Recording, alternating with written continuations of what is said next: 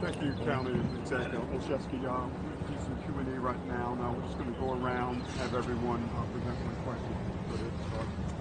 Chief, can you tell us where the crew of the ship is? You also mentioned, too, that 2 people were rescued. Who made the first 911 call? And there were reports that it was a crew on the deck of the ship working at that point. Can you confirm any of that? The latest information we have on the crew of the ship is that they are still on board the ship. There's been comms between the ship crew and the Coast Guard. So as part of the overall operation, we communicate through the Coast Guard with the ship. And I'm sorry, your other questions? There were 2 people taken. Who made the first 911 call? I don't know who made that call yet. Okay, and were there other workers on the deck of the ship or deck of the bridge at this point? We had heard that information. Can you confirm that? We were being told there were workers on the bridge. We have yet to confirm that. We'll work with MDTA to obviously to get that information. About how many cars were on that ship? Last question. On the deck of the bridge at the time it collapsed. Don't have a number. I can tell you our sonar has detected the presence of vehicles submerged in the water. I don't have a count of that yet. Chief, you mentioned upwards of 7 individuals that you're looking for. We've heard reports of as many as 20 individuals. Can you just paint a more clear picture of about how many people actually fell into the water, how many people you might be looking to rescue, and also if you can give an idea of how many vehicles, although you might not have that answer, but really just the circumstances. Yeah, I'll start with the last one. So I don't know how many vehicles yet. I know that we have detected the presence of vehicles. As far as the number between the 7 and 20, that's been a dynamic count throughout the morning, just given the fact that we haven't yet nailed that number down. We do believe that at least 7 are involved in that, at least 7 at this point. That fell into the water. Yes, ma'am.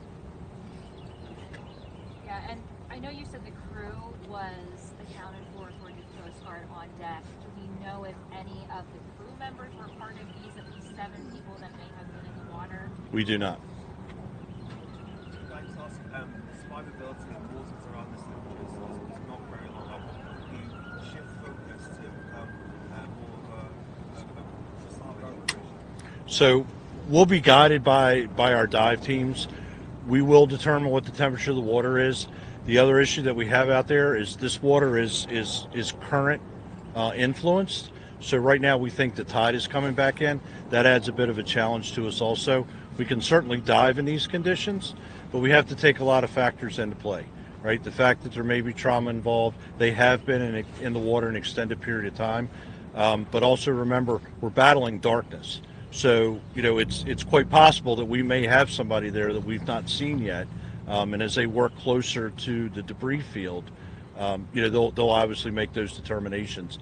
But we're going to rely on the experts, which are our dive masters that are here, our dive team, to tell us when they believe we've reached that non-survivability point. Yes, sir. Chief Wallace, was there any indication that there was a problem on the ship? Was it let in by tugboats at any point during the day? Like anything that so far early on point you to something went wrong? We do not have that information with regard to the investigation. I would refer that to law enforcement. My focus since 1:40 this morning has been that rescue operation. So far there's been no indication that any kind of like an emergency dispatch came from that ship before? I have no information about that, ma'am.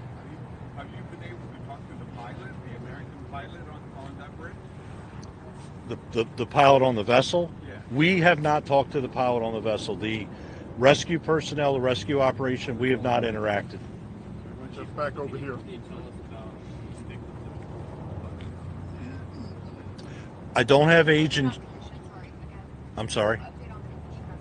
Yeah, I don't have age and gender on either. One patient refused service, right? Really, they weren't injured. The second patient, however, was seriously injured and is at an area trauma center. Are you including them in the 7, at least 7 people? We don't know yet if they're part of that 7. Okay. The patient is injured severely enough that we've not been able to debrief that patient. That 7 number, that comes from people witnessing cars going down. Where did that number come from? Or is that just from the sonar institute? No, that was the initial information that we got as we were arriving on the scene, that number. And that number, again, as I said earlier, has fluctuated, right? But that 7 has been a consistent number. How many agencies are here assisting right now? Oh, wow. Does Yeah, dozens. I mean, locally, fire department wise, Baltimore County's here, Howard County's here, Hartford was here, PG was here, Anne Arundel, of course, Baltimore City, and a lot of those agencies are here by virtue of the fact that they may have specialized equipment that we need during an incident like this. So we're bringing in the equipment specific to the operation right now, and then even law enforcement agencies have a lot of the same marine ops equipment as we do. So given the incident is so big, we try to force multiply and just bring as many resources in as we can so that we can really blanket a large area for a search. What about the fuel spill? What kind of resources are you bringing in to mitigate that? We've not been able to confirm that we actually have an active fuel spill from the vessel. We've had odors of diesel fuel. The Maryland Department of the Environment is here, as well as the Coast Guard, so they would take leads on that as well. We hope as the sun comes up a little bit with the air assets that are up to get a much better picture, if we do have a fuel spill, what the impact has been so far.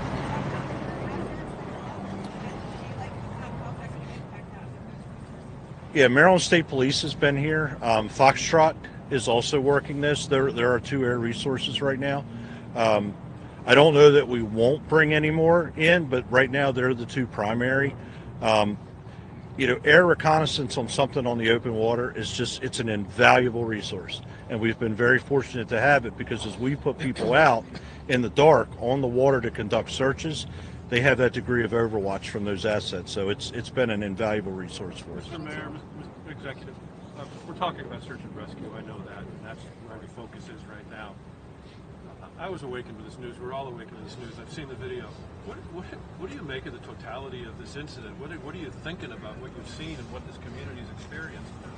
Well, this is a tragedy that you can never imagine, right? And I was awake when Chief Wallace called me, but never would you think that you would physically see the Key Bridge tumble down like that. It looked like something out of an action movie. And you just think about, most importantly, and which is what we all should be thinking about right now, nothing but those families and people that are impacted, and those people who are risking their lives right now, from not just Baltimore City and Baltimore County, but all over this state, to try to save lives. That should be our focus, the preservation of life, because no one wants to see that happen, let alone someone in their family or someone that they know be injured in an incident like this.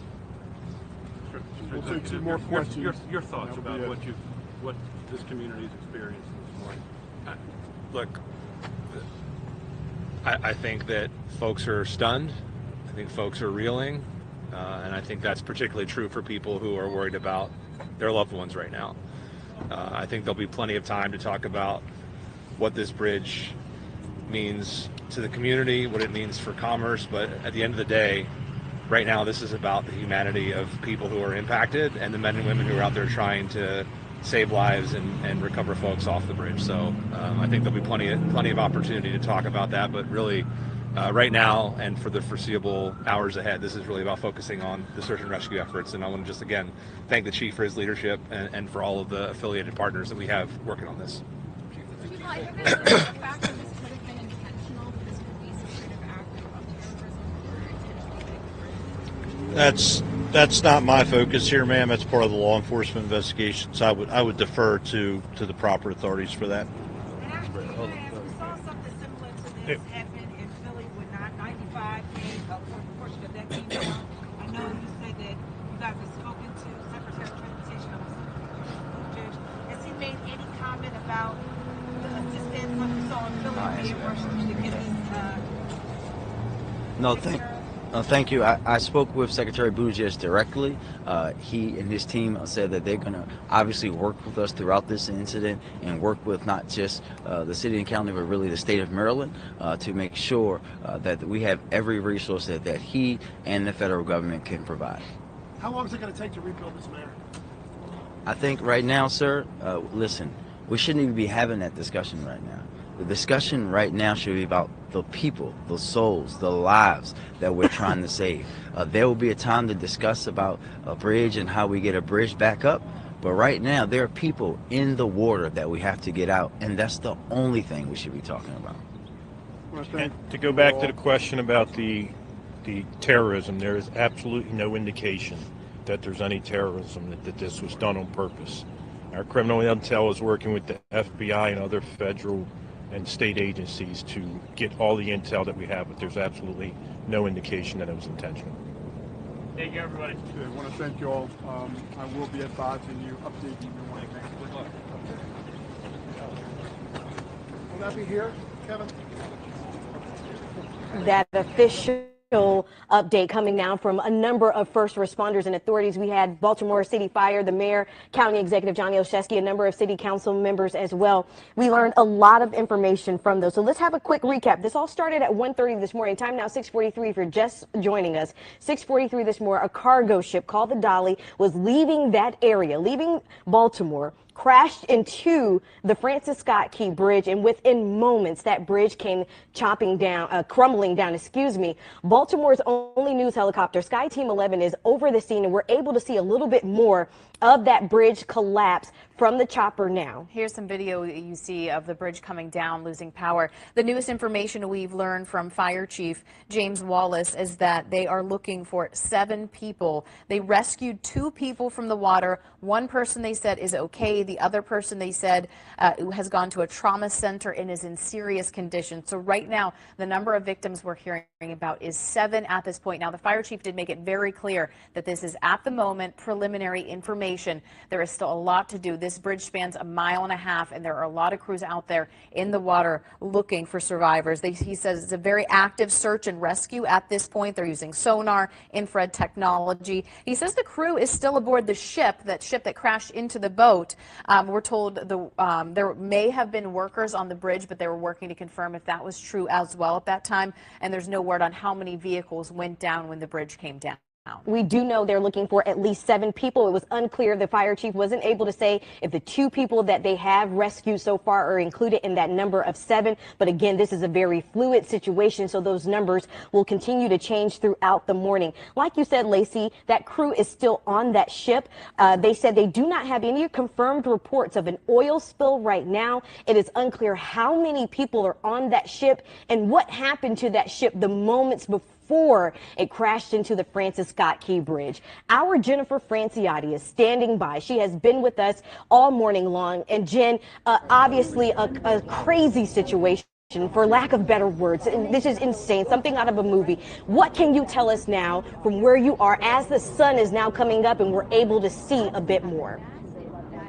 Yeah, Megan, you're absolutely right. And in fact, just moments ago, even more responders came to the scene. We just saw the Maryland State Police Forensics Crime Lab show up. So they are now headed to the scene as well. So it's yet to be determined, of course, how this all happened. But I imagine that they are here for support as they start to look for a cause of this horrific event that happened overnight. You can see now in the light of day as the sun is coming up, we're getting a better view. And the only way I can describe what's left of the Key Bridge is it looks like you're looking at the flight deck from an aircraft carrier. You see it go up and then you see blue sky. That's about what you would see on an aircraft carrier, and then of course you'd see the ocean, and in this case the Patapsco River where it meets the harbor. Now to the right of that, we're getting a look in the light of day, which appears to be, from where we're standing, what could be that massive cargo ship, and it is very close to where authorities might be able to get to it, to the shore. So with no idea how this happened, we just know that right now they are in recovery effort, or search and rescue efforts rather, and then recovery of the debris field, which Fire Chief James Wallace described with Baltimore City is massive. It's a massive debris field. So what they're looking at is what they can see surface level of the water. They're looking under the water. They're also going to be looking on the cargo container ship itself to see what they can figure out. We don't know if there are any injuries aboard the container ship at this point. We just know that the 2 people that they were able to rescue this morning, one refused treatment, the other is in such a situation that that person was not able to describe to authorities what happened. So they've been taken to a trauma center. center for treatment. But that is certainly good news that 2 people have been rescued this morning.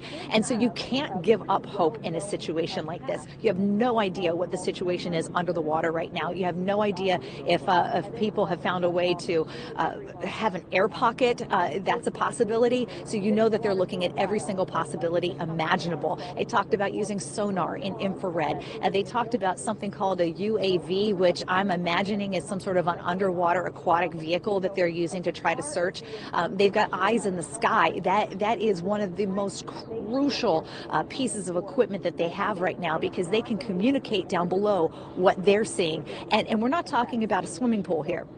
We're talking about a massive body of water that is moving. And so with every single second that goes by, the debris field is moving as well, at least portions of it.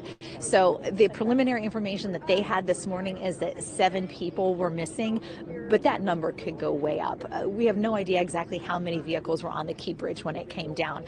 But the idea that people are waking up this morning, and as the sun is coming up and we're getting a much better view of this horrific situation, it is definitely hard to wrap your mind around. An entire section of 695 is just gone. This Key Bridge that has been in existence since 1977 is gone. This portion of the Beltway that more than 11 million people use every year is gone. And so this is what you have left this morning to take a look at.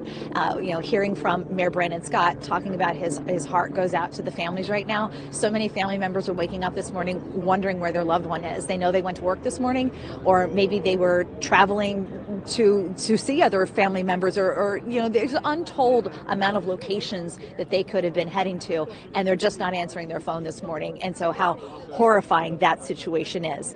We have been told by officials here on the scene that we're expecting a press conference anywhere between 7 and 7:15. That's also going to be fluid too, as they're getting more information, as they're trying to get more people here. We've been told that the governor is expected to be here, along with Maryland Transportation Secretary Paul Wiedefeld. They've all been in touch with national officials as well, who have offered resources in this search and rescue operation. So the good news this morning, 2 people have been found. The horrific news, the Key Bridge is gone, and they are still searching for survivors. I'm going to send it back to you guys. All right, Jen, thanks so much. And we have an exclusive look from the sky. As you can see, we're finally getting some light out there to really see the damage left behind after that ship crashed into the Key Bridge. Let's head up to SkyTeam 11 with Captain Roy Taylor. And Roy, we can finally see a little bit better the cargo ship and the bridge as we're looking here. Yes, if you look like it just looks like an erector set after this ship ended up striking one of the major pylons here. And as I said before, where the concrete ends and the steel superstructure begins, that's where it's literally in the water. There's a portion of the roadway that's actually on the bow of the container ship, and then as we take and work to our right here, where you're going to be able to see the rest of the bridge is just underwater. Now, they have emergency crews here, and you were talking about a UAV. Yes, they had a vehicle that is remotely controlled that can go underwater to check for survivors, check for vehicles without putting divers in harm. That has been here. I think they just now pulled that out of the water, but it's still a very methodical search.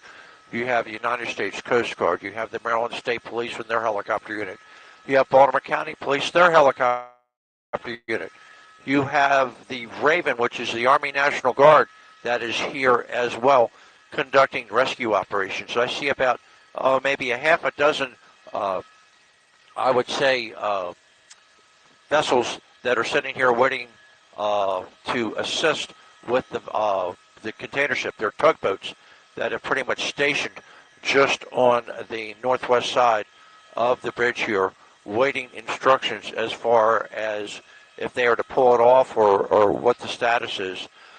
I'm sure they're going to end up bringing in barges that have heavy cranes on those barges to take and assist with removal of some of this debris. But it is a very, very large debris field here. And you can see, as we said before, you can see the whole bow of the boat. There's a portion of the roadway actually on top of this container ship here. Now, we've watched the Coast Guard come by with their ship. They're looking around 300 feet above the ground here, searching for possible victims. They have the raid ship that's working, like you said, Baltimore County Police helicopter, as well as the Maryland State Police. So this is going to be a long, intense operation that's going to be going here at the Key Bridge. I still see equipment responding to the location.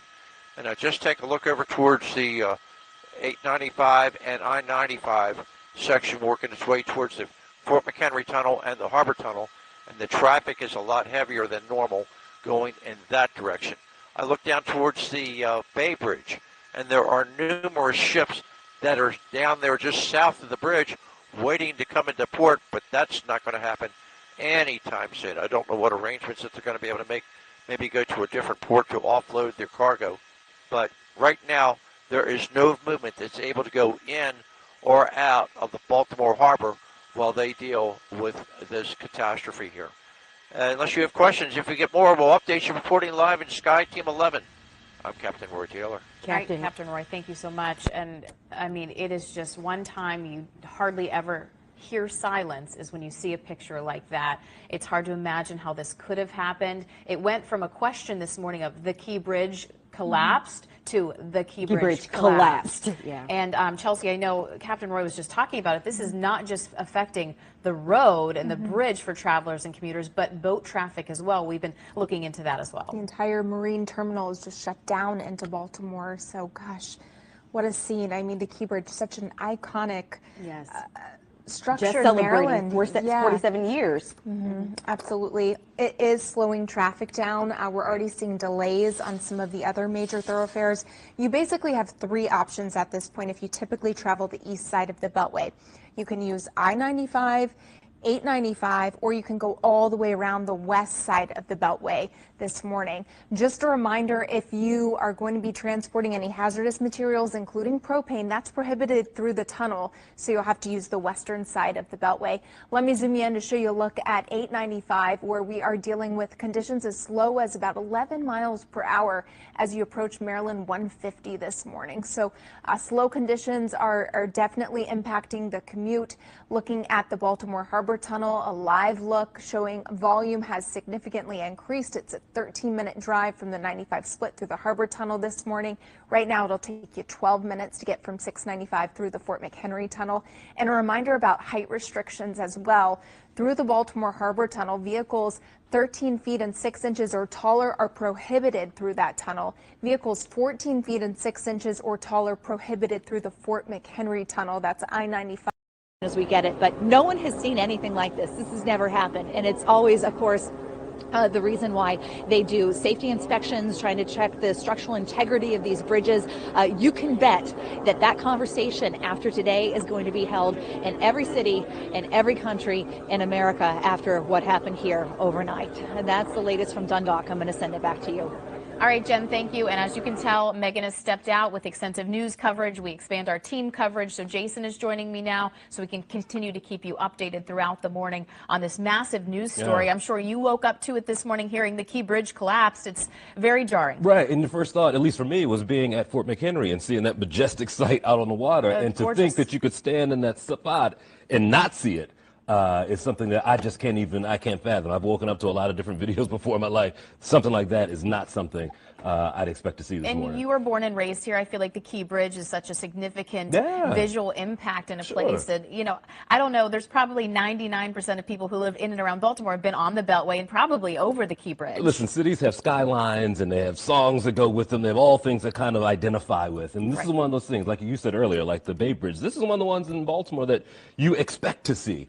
So the idea that that could happen with that cargo ship and then for it just to be gone is something you just can't fathom. I'm guessing that from the ground it's crazy, but from the sky it's got to be equally just awe-inspiring to see because you just don't expect to see it. Roy, you've been hanging out pretty high this morning. I'm guessing there's some kind of restriction that has to keep you at a distance, but still, the shot is still incredible. Well, yeah, I mean, they do have what's it called, a temporary flight restriction up, but it doesn't really affect us for what we're doing. The camera does 90% of the work anyway, and there's no need for us to be down on the deck while the search and rescue operation is ongoing. You know, we're pretty much hanging between 2,200 and 2,500 feet over top of what was the Key Bridge, and as you can see, the destruction is just horrendous. I mean, a portion of the Key Bridge is just laying on the bow of this container ship. And it just gives you the idea of the impact. As soon as the container ship ended up knocking it off its pylons, it just fell straight down on top of the vessel, which caused a domino effect for the rest of the steel superstructure to collapse and fall into the water. So as you're coming across from 695, whether you're on the east side or the west side, working your way down towards where the Key Bridge was, where you had concrete, that is not affected. But once the concrete turned into the steel superstructure, that is what's fallen into the water. So the Port of Baltimore is pretty much shut down. It's going to be shut down for some time. I see about a half a dozen tugboats that are out here waiting to assist with this operation, monitoring it. We have United States Coast Guard here. We have the Coast Guard helicopter here.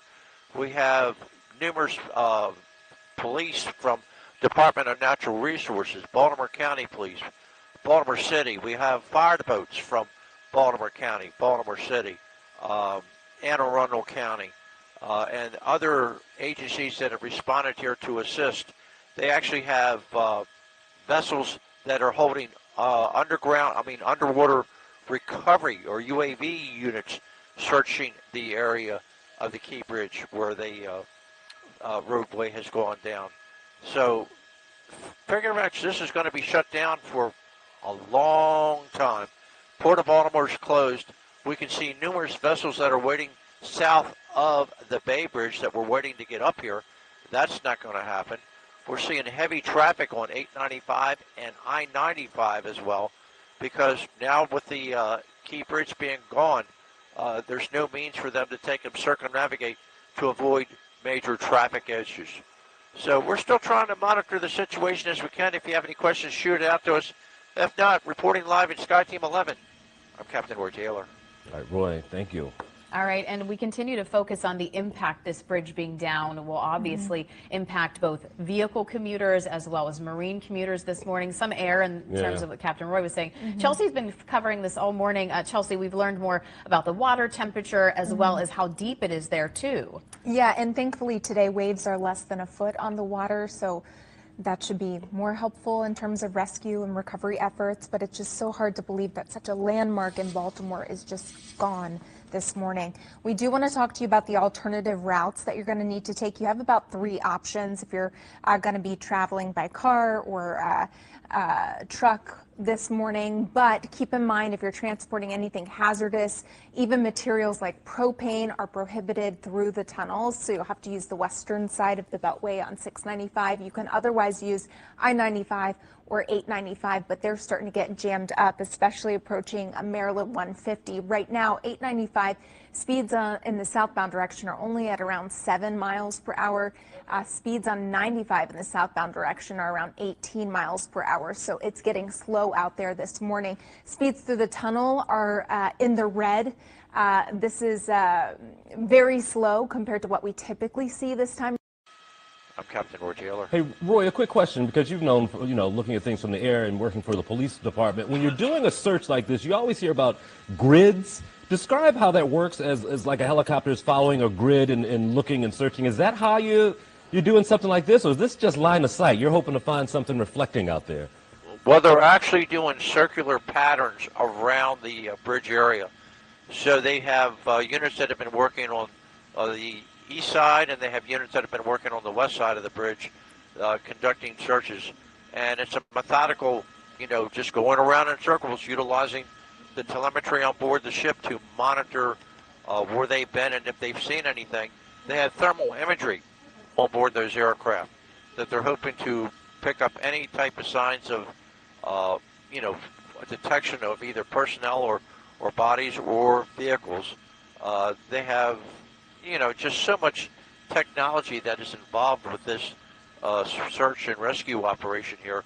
It's amazing. And, you have Baltimore County working at a certain altitude. You have Maryland State Police working at a certain altitude. You have the United States Coast Guard working at a certain altitude. You have the raid ship that's working at a certain altitude. And that's why they put the temporary flight restriction into effect here, to make sure that they had a clear path to do their operation without being hindered by any other air traffic in the area. And as we were talking about before, as I look over here, like I said, 895 is really starting to pick up heavy in traffic. 95 is heavy in traffic.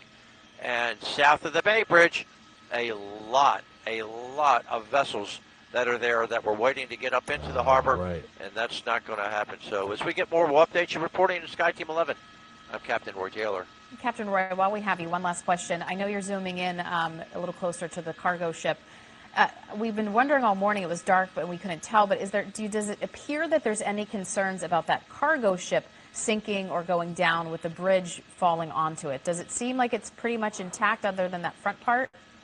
It appears that the vessel is intact. I mean, like we said, the Coast Guard's been monitoring the scenario, and they have tugboats here standing by if necessary to assist. So right now, as far as that goes, that does not appear to be an issue. They just have to wait until the rescue operation is over with before they get involved with any type of movement of the vessel.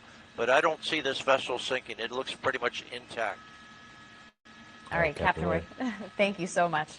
All right, and we are continuing our live coverage this morning. As you know, the Key Bridge is now down in the Patapsco River after that large cargo ship crashed into it about 1:30 in the morning. So we're going on 6 hours since this has happened. But some people just waking up, hearing from friends and family, wondering, you know, did this really happen? Is it real? Are you okay? You know, they may have friends and family who are traveling right now, wondering where they are as that search effort continues this morning. Yeah, Jen Franciotti standing by. And Jen, you really painted a picture earlier as you're describing what the scene looks like from the ground. You said it's like an aircraft carrier. You see part of it and it's just gone, and just looking over your shoulder, you just don't expect to see it.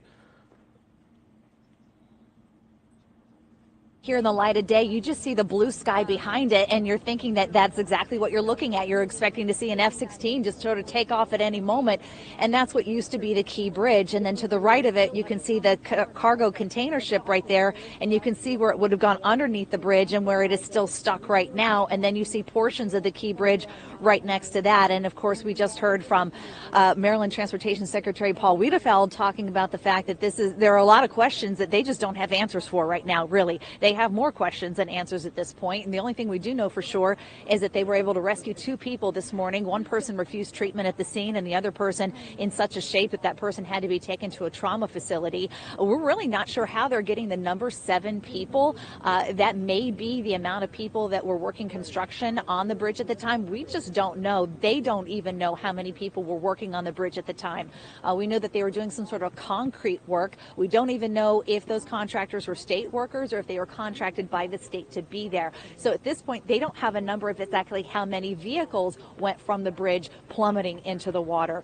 But you cannot underestimate a human being's willingness and will to survive. So at this point, as you guys have been mentioning, this is still a search and rescue mission. So the water temperature is around 50 degrees. The air temperature a lot colder than that. It's in the 30s, and there is a bit of a breeze. So we don't know what the situation is underwater. We know that they have underwater vehicles, and they have different search and rescue teams on the surface and underwater, trying to figure out, you know, using sonar and using infrared and trying to find sort of any signs of life to try to help someone survive this situation. And you know, I don't think there is a person alive who hasn't crossed a bridge, and at some point it goes through your head, what would I do if I went off the edge, if something happened and I went plummeting into the water? I mean, it's a situation that is in your worst sort of thought that could happen, but you never actually think it's going to happen. Well, this did happen overnight, and in very short order, this bridge came down. And you could see the video when the cargo ship hits that support beam, and you can see the bridge just come down. And, you know, the initial reports were that it was a partial collapse, and people waking up this morning realizing, no, the entire Key Bridge is gone. It is just absolutely gone. And with that goes a major section of 695, you know, that connects, you know, one end to the other there over the Patapsco River leading into the harbor and then eventually into the bay. When you talk about the depth of the water, I don't know if many of you can remember Senator Barbara Mikulski, now retired, of course, who did so much work with the bay and the ports and the dredging operation to make sure that these massive vessels can come through the water safely and have the depth that they need and the channel that they need to be able to get through the water. Well, they have that. So this isn't a situation where that was an issue. The situation is that we don't know what happened. We don't know what caused that cargo ship to go into the bridge. What we do know is they weren't very long into their trip. This is a vessel called the Dolly that is out of Singapore, and it was on its way from Baltimore to Sri Lanka. They had just started their trip. They had only left at 1 o'clock, and this happened 1:30, 1:40 in the morning. So this isn't a situation where they were out to sea and maybe the pilot, like you think about what you see in a movie, maybe the pilot had fallen asleep at the wheel or something like that. No, they were just into this voyage. So we don't know how many people are aboard that cargo ship. We don't know if there are any injuries. You can see from the images from SkyTeam 11, the debris that's also on the cargo ship, when this is also part of the investigation here, the ship itself and the debris that's on that ship. But when you talk about how massive this debris field is, and you have to remember the water is still moving. So there are pieces of the bridge, there are pieces of cars, there are pieces of maybe possibly the cargo ship that they have to look at. So you could hear in that press conference reporters asking questions that they simply just don't have answers to, hoping that they have more by this potential 9:30 press conference they're going to have out here. But earlier this morning, around 6:15, Mayor Brandon Scott was joined by Fire Chief James Wallace with the Baltimore City Fire Department and Baltimore County Executive Johnny Olszewski, and they were talking about the situation and just really how unfathomable it is. And this is what the mayor had to say when it comes to what has happened to the people who were involved in this. This is a unthinkable tragedy. We have to first and foremost pray for all of those who are impacted, those families. Pray for our first responders and thank them, all of them working together, city, state, local, to make sure that we are working through this tragedy. And so many questions this morning, so many concerns about what do you do moving forward. I think it's very clear that those are going to be questions for way later in the day, potentially tomorrow and in the coming days, because the search and rescue efforts that are underway right now are definitely the focus of the first responders here on scene. And we did hear, I asked the question, what do you say to the families who are waiting to hear from their loved ones? And they have apparently set up a site for family members to either call or go to, and we're trying to find out more information for you on that, because I can imagine if you're waking up and you're hearing this and you think that your loved one's been involved, reaching anyone right now can't be easy. So hopefully there's some sort of a hotline that's been set up, but they've not given us that information yet. So as soon as we get it, we're going to bring it over to you. But Jason and Lacey, as I send it back to you guys, it's very difficult to wrap your mind around what has happened here this morning. Sure, and you've seen a lot of things, Jen. You covered a lot of scenes, a lot of mornings, and this isn't one on your bingo card. Like, this just isn't something that you expect to get a call about.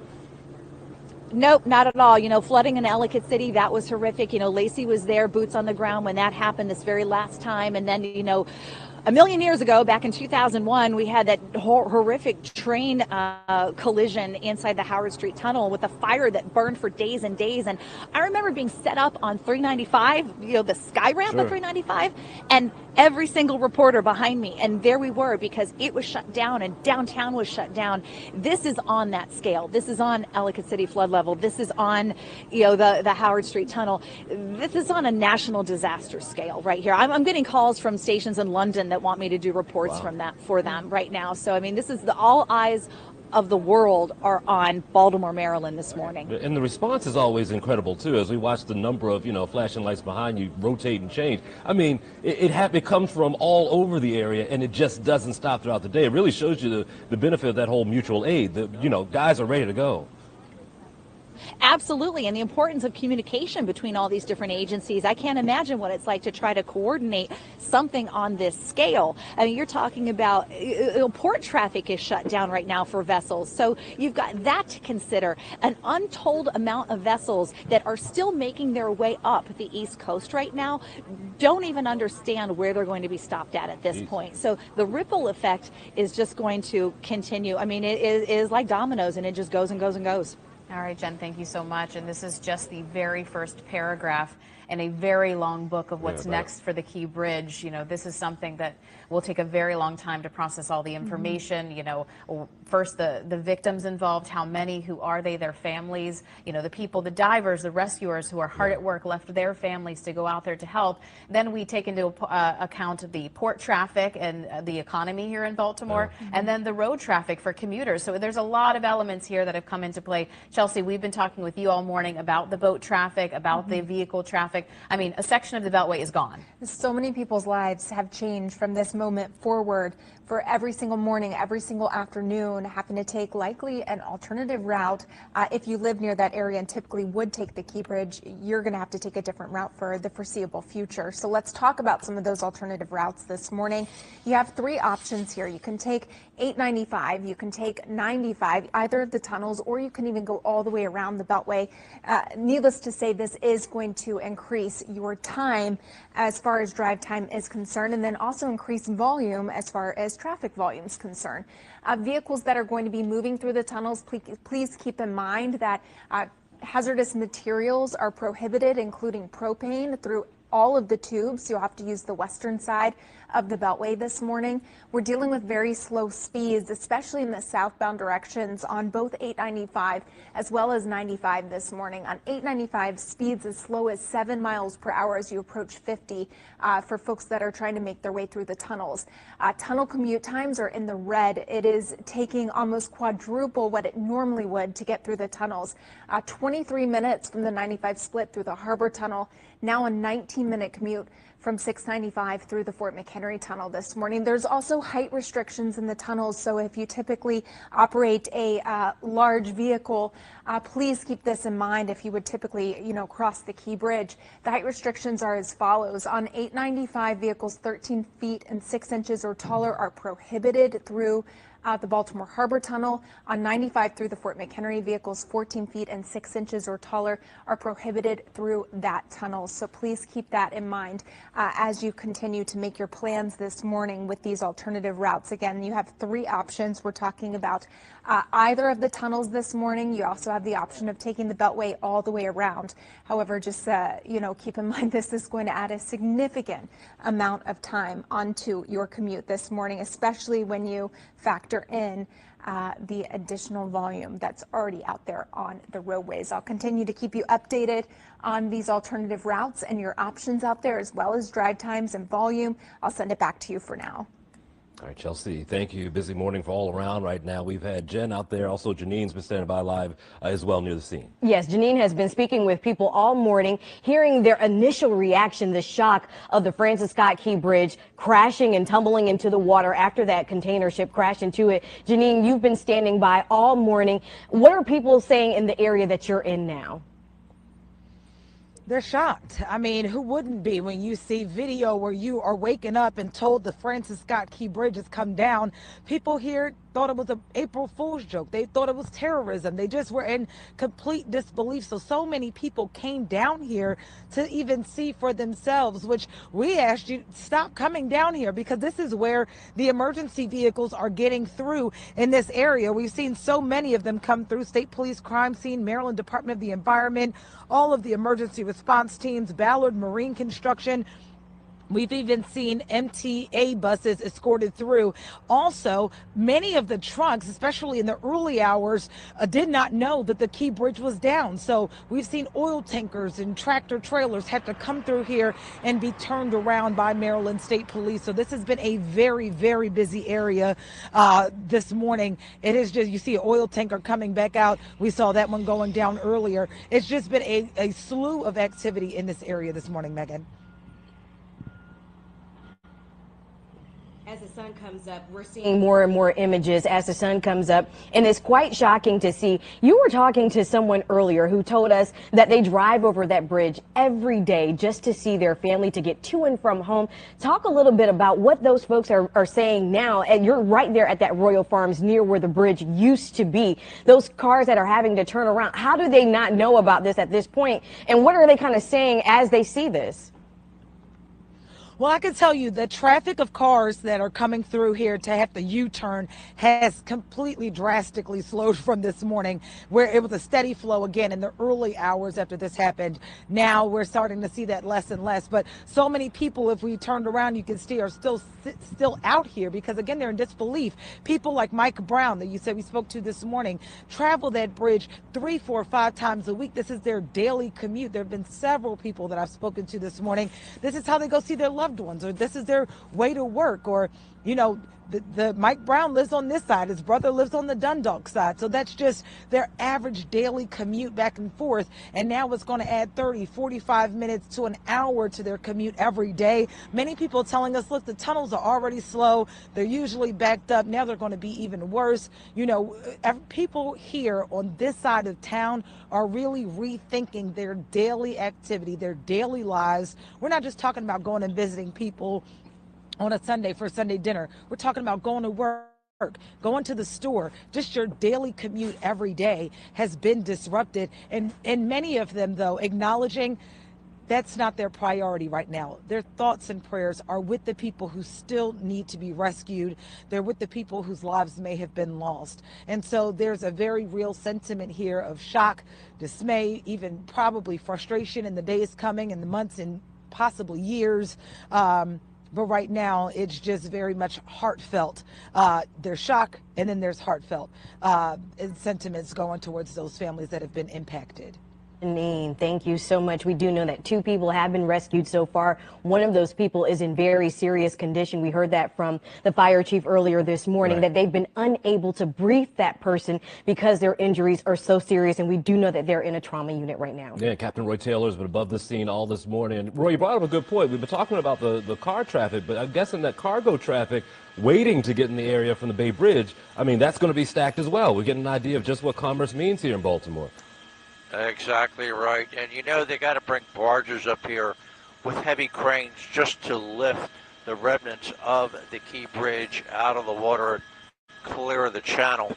You know, that channel's anywhere between 40 and 50 feet, but if you go left or right of it, then you probably end up with it being 15 to 20 feet as far as the depth goes, you know, in this area. I mean, when I was with the police department, I dove this area quite a bit, and it's just amazing how it's a trough that goes off to where the channel is so that these big ships can get in and out. But once you take and get out of that channel, it gets rather shallow rather quickly. So the police and fire are still here. They're still conducting search operations at the location. You can still see the bow of the cargo ship that has remnants of the Key Bridge just sitting on it. There's actually a portion of the roadway that's just sitting right on the bow of that ship. There are numerous tugboats here on standby in case their assistance is needed to try and do something with the ship.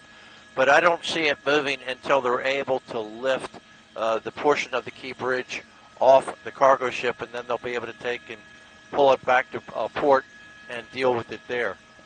And the barges with these heavy cranes, it's going to take them a while to get to this location, and then they need the weight requirement, the height requirement, just to start doing their operation. We see the Coast Guard cutter still working its duty as far as search operations. The Coast Guard helicopter has left, gone back to Atlantic City, New Jersey. Maryland State Police still remain here conducting their search operation. So it's starting to wind down just a little bit, but still a large presence here at the Key Bridge. As we get more, we'll update you.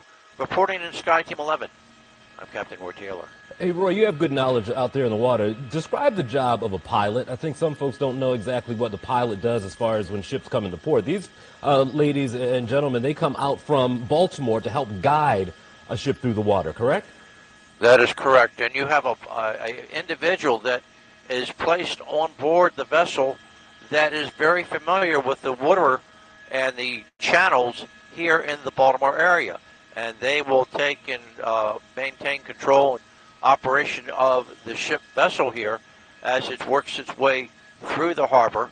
You know, he communicates with the captain, captain communicates with the crew, and they do their due diligence to have a safe operation here.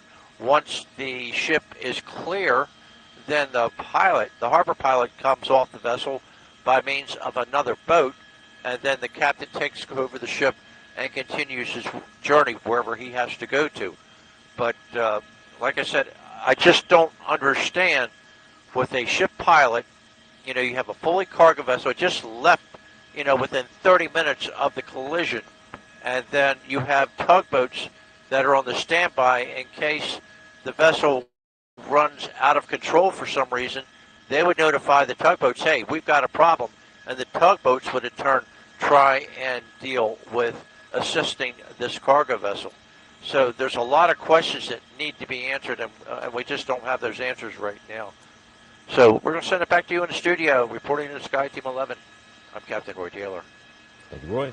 Captain Roy Taylor, thank you so much. We know the Key Bridge has been around since the 1970s. It started construction in 1972. It took 5 years to construct. Just on March 23rd, it turned 47 years old. And so, unfortunately, that bridge has come crashing down this morning. Jennifer Franciotti is standing by, one of the first on the scene this morning. And Jen, a horrific scene. It seems like a scene out of a movie. We cannot believe that this has happened. Many of us speechless, many folks speechless, can't believe that this has happened. Where you are right now, and as the sun has come up, what are you seeing and what are you hearing from our first responders who are working so tirelessly to rescue those other people? Hey. Yeah, good morning, guys. Listen, you said it took 5 years to construct, and that's true, and it took seconds to come down. And you watch that video, it's absolutely unbelievable that an impact like that, and I guess maybe it was the perfect storm of where it impacted. That's going to be for engineers to study, I'm sure, for years to come as they figure out exactly how this happened and how a collision like that was able to bring down the entire Key Bridge. My husband is a traffic reporter, longtime traffic reporter in this area, and he reminded me just a few minutes ago when we were on the phone together. He said, they built the bridge in an effort also to make it so that trucks carrying hazardous materials could cross, because you can't have that going through the tunnels. So imagine now the backup, not just with vessel traffic here, but with truck traffic as well. And although trucks are allowed to go into the Port of Baltimore, you still have to get there. And this is a major thoroughfare. I mean, we're not talking about like you can go on the Baltimore Beltway and still make your way this way. There's an entire section of the Beltway that is now just gone. So when you think about that and you think about the ripple effect and the impact that this has for truck traffic and vessel traffic and commuter traffic, and the ramifications are huge. And they called this a catastrophic situation, and that is exactly what this is. And so all of those questions that we're talking about as to how did this happen and what's going to come next and how you possibly go about rebuilding this section of the Beltway and rebuilding a bridge capable of withstanding another situation like this, because this is what's going to be studied is how you keep something like this from happening again to a new bridge, and how you keep something like this from happening to an existing bridge like our Bay Bridge. But all of those questions are going to come later. Right now the focus is on search and rescue. And so the good news this morning is they were able to find 2 people. We don't know the circumstances of the 2 that they found, though. We don't know if these were some of the construction workers that were working on concrete at the time that this accident happened, or if these were people in their own vehicles. We just have no idea at this point. The bridge itself is 1.6 miles long. We don't know how high people were when they came down, exactly where people were in the span of the Key Bridge when this collision occurred. So many questions still need to be answered, but so many first responders are here on the scene. This is, we've been saying it all morning, it is an all hands on deck type situation. You have agencies from all over the area working together, not just on the local level, but the state level and now the federal level as well. So we know that the governor has been in talks with U.S. Transportation Secretary Pete Buttigieg. We know here today that they've been just trying to piece together what may have happened and then try to figure out how they can help people who are still in the water at this point. So we have no numbers right now as to how many vehicles actually crashed into the water. The debris field is massive. It's in a moving body of water, so the parameters are changing all the time. When you talk about air control, you have helicopters that are in the air and other planes that are in the air. they're eventually going to have to land and refuel and all of that. So there's a constant circulation. The amount of coordination that this is going to take is huge. And so when we don't get the answers that we're looking for, we may get a little bit frustrated, but we have to remember this only happened at 1:30 this morning, and nothing like this has ever happened before. So a lot of confusion here too. We see people that are around the area. We've got a massive reporter response. We've got some yelling going on in the background right now as people are trying to, I think, get this gentleman out of the way. So coordination with reporters and photographers, coordination with the first responders that are here on the scene. Their focus right now is on search and rescue. We know that at some point they're going to try to release to us some information about where family members can either call or gather to find out about their loved ones. I mean, so many of us who get up in the middle of the night, our loved ones they're always worried about us, right? But they're used to the fact that we have a job to do and we go, and they just expect that we're going to get there safely. There are people who left this morning who didn't get to their destination safely, and so many family members are now wondering if that's their loved one.